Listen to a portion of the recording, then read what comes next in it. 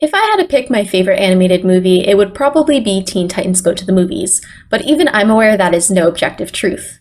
So what is the best movie? Is there even a best movie? Does that mean the highest quality, highest grossing, the one with the highest cultural impact? I'm going to start off with a personal opinion that will definitely impact what movies I discuss. Just because something is old and more well-known does not make it better than things that are newer and less well-known. Movies like Bambi are old as and given what resources the animators had at the time, I commend them for their job well done. That being said, older movies in the Disney realm, I find them to be incredibly boring and the voice acting is complete ass. Maybe the best animated movie is the best animated movie. You know, the movie with the best animation, which now that I'm saying it feels a bit redundant. Think about Your Name. That movie is gorgeously animated. The plot is moving, and it's full of metaphors and relationships that make the audience re-examine time and existence. Those are the makings of a pretty good movie. So is this the best movie? Unlike my family, I don't mind when endings are inconclusive. In fact, with movies like this, I feel it makes more sense. That being said, I think that Your Name loses its rewatch value after the first few times. And what I mean by that isn't that the movie isn't good, just that after the first time, where they're putting all their eggs in one basket that this big plot twist is taking you off your feet, it's a different watch the second time and then the third time. The second time when you rewatch it, it absolutely holds up because you get to watch all of the little details that do end up leading to that big plot twist. That being said, after you watch it 2, maybe 3 times, when you rewatch it again, it feels like the exact same movie. It's easier to rewatch things that are more lighthearted, like Legally Blonde. You can rewatch Legally Blonde over and over again. Nothing's changing from the first time to the second time to the third time, but because it's lighthearted, you can really never grow tired of watching it. When it comes to movies like Your Name, the plot is a little heavier. I'm not saying that it's intense or sad, but it does rely a lot on emotions. It has an emotional drive to it, so the audience may not like watching it as frequently as they would something lighthearted. Once again, this does not mean it's bad. In fact, I think it's what really holds the movie up. Unfortunately, I don't believe that Your Name is the best movie, although I would absolutely respect it as a contender and respect anyone who believes it is the best movie. And the animation is genuinely gorgeous. But I do think we should talk about stop motion, which in my opinion is the most underrated form of animation, and really something that holds up the industry. Coraline, Kubo and the Two Strings, Frankenweenie, The Corpse Bride, Nightmare Before Christmas, Paranorman. You can think of a lot. Stop motion is so meticulous and detailed that it's really impossible to watch it without the whole time appreciating how much effort and time went into it. Even though it's not my favorite stop motion picture, I think The Nightmare Before Christmas is probably the most famous and arguably the best. The hold that this movie had not only on Hot Topic, but on Western suburban society in the early 2000s, and even now in the months between October and December, it's quite formidable. The movie is full of amazing details, a beautiful story, and what I argue is the best revisited album of all time. Or is the best animated movie simply objective in all senses? Is it the highest grossing? This is where any semblance of a decision I had in the matter completely went out the window, because when I was looking up the list of highest grossing animated movies, I found myself going through and thinking, that's my favorite. No, that's my favorite. That's my favorite. And realistically, there is no true best movie, although I do have opinions. Clearly, Disney has its fist around everybody's nutsack because they dominate this list. Obviously, Disney as a corporation is evil, but I don't want to negate the hard work of the animators and storytellers and everybody that puts effort into making these great films. And we can fake hate Frozen all we want, but that is an objectively good movie. And this is coming from someone whose favorite Disney movie is and will forever be Tangled.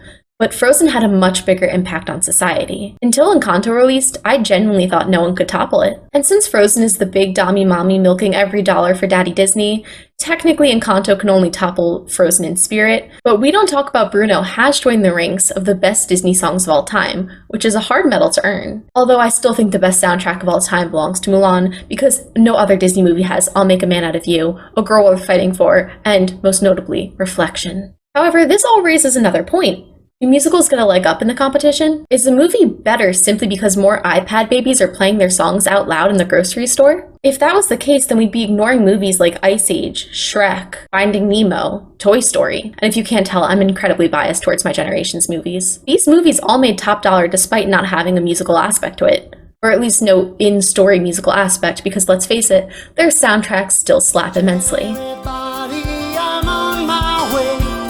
New friends and new places to see.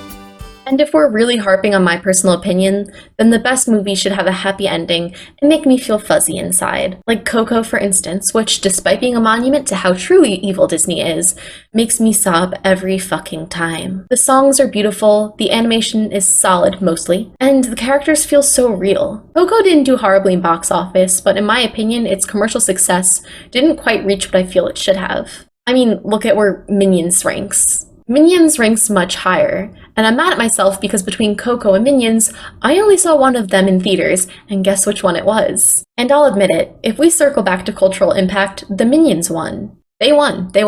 I don't care how many Lunchables package Elsa's face on it. I don't care how many Shrek juices I had as a kid. I do not care, because at the end of the day, Minions have terrorized society in a way no other can. And in my opinion, I commend that. You did your job. Despicable Me is such a cute movie. It's a villain and he learns the power of love through adopting 3 kids. It's really cute, so why is what we took away from that as a society the talking banana people? My typical disclaimer would be that also it's where I live, it's relative to my location, but I've traveled and everywhere I go, there are Minions. They are not just a thing where I am in the US. They are not just for my age group. They are everywhere and it's everyone. Minions have taken over. Alright, on to a better note. I saved the best for last, and that would be my opinion. No discussion about the best animated movie would be complete without bringing up Hayao Miyazaki, whose movies arguably contain little plot, but enthrall the viewer in ways no other movies can. I'm about to hardcore brag, but I was lucky enough to get the chance when I was in Tokyo to visit the Studio Ghibli Museum, and as an avid fan of animation, that was the coolest thing ever. Seeing the creative process, the old animation cells, every little detail that went into these movies, it must have felt like what kids at Disneyland feel like, because honestly, I felt like I was transported into another magical world. I think this sense of childlike wonder comes alive in all of Miyazaki's films. There is no unpopular Studio Ghibli film, but the one I want to bring up is Spirited Away. Spirited Away has little physical plot to it. Most things are avant-garde, they feel like a world of wonder, something far off. However, the emotions that Chihiro feels are extremely real. The emotional journey she's going through is very much reflective of something coming of age. Everything in that movie feels timeless and whimsical, and I do think that's why Spirited Away holds up more than other movies may.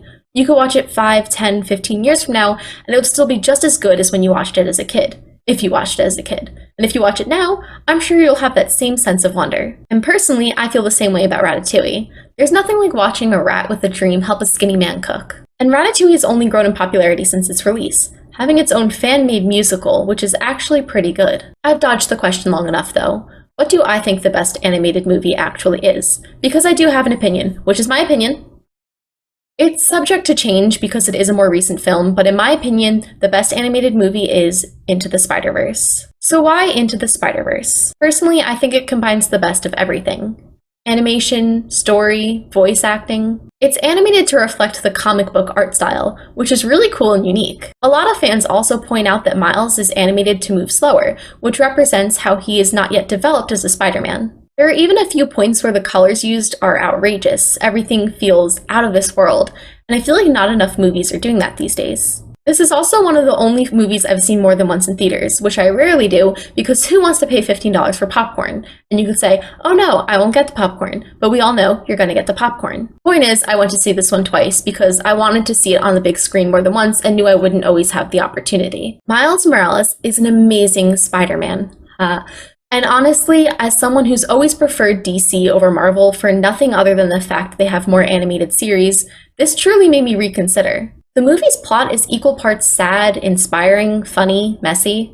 It hits every note just hard enough. Miles is that great, awkward, endearing, and relatable hero. We have dad mode Peter Parker who's relatable for everyone who grew up at the height of Spider-Man. And we have Gwen Stacy bringing that Spider-Gwen magic. The soundtrack is so inspiring that for one moment I almost thought I might work out, and the conclusion is really good, but also leaves enough room for an earned sequel. Who else is looking forward to that one? That whole thing about the leap of faith follows Miles throughout his entire story, as well as other characters. The writers clearly never forgot a single detail that they elected to include. And one random thing I very much consider myself an avid fan of is voice acting. As someone whose favorite website is behindthevoiceactors.com, I think I'm qualified to say that the voice acting in this movie was phenomenal and well picked. Even the actors who would typically feel like cash grabs fit the role to a T. And that's another thing. This movie didn't take itself too seriously. And that's something that's hard to come by these days when it comes to superhero-related content. I mean, personally, I'd rather watch Ant-Man and Thor Ragnarok over any full ensemble Avengers movies, but that just might be me. Into the Spider-Verse is unique not just for its animation, for its use of humor, or for the fact they combined a coming-of-age story with a superhero story, but also because it talked about the multiverse and did not give me a headache. Because when we start thinking too hard about it, my brain just goes... I love Spider-Man No Way Home, but in my opinion, Into the Spider-Verse did it better. Once again, though, I'm always partial towards animation. Alright, I probably missed a few, but this is opinion-based, so it's not like it matters. Onward. Onward is a good one. Inside Out. I like that one where Linus has a pumpkin guy. It's the Great Pumpkin, Charlie Brown. It's Teen Titans Go to the Movies.